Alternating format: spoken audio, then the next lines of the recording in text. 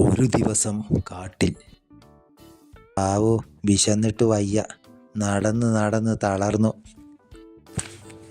കോളടിച്ചല്ലോ, ഒരാട്ടിൻകുട്ടിയല്ലേ അത്? ഇതൊന്നും അറിയാതെ ആട്ടിൻകുട്ടി, അയ്യോ ആരെയും കാണുന്നില്ലല്ലോ, എല്ലാവരും എവിടെ പോയി? പെട്ടെന്ന് കിട്ടിപ്പോയി. അനങ്ങാതെ നിൽക്ക, ഓടുന്നത് ബുദ്ധിയല്ല.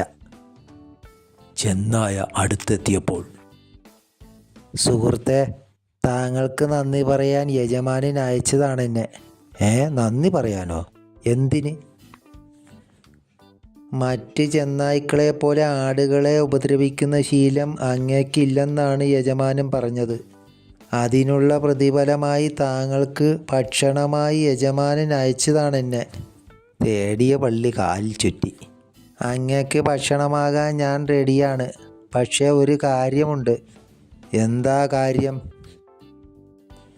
എനിക്ക് മനോഹരമായ ശബ്ദമുണ്ട്. എൻ്റെ പാട്ട് കേട്ട ശേഷം എന്നെ തിന്നാൻ നല്ല രുചിയുണ്ടാവും. അത് കൊള്ളാം, എങ്കിൽ വേഗം പാടൂ.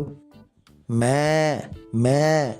ഹായ്, മനോഹരമായ ശബ്ദം, സുന്ദരമായ സംഗീതം. ആ സമയം ആട്ടിൻകുട്ടിയെ അന്വേഷിച്ച് നടക്കുകയായിരുന്നു ഇടയൻ. അവൻ്റെ ശബ്ദമാണല്ലോ കേൾക്കുന്നത്, പോയി നോക്കാം. ഇടയൻ കാട്ടിലൂടെ നടന്ന് ഒളിഞ്ഞു നോക്കുമ്പോൾ, അമ്പടാ, ഒരു ചെന്നായല്ലേ അത്?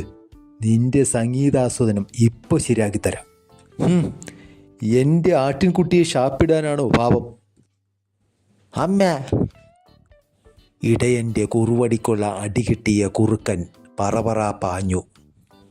ഹാവു, ഒരുവിധം പാടി രക്ഷപ്പെട്ടു.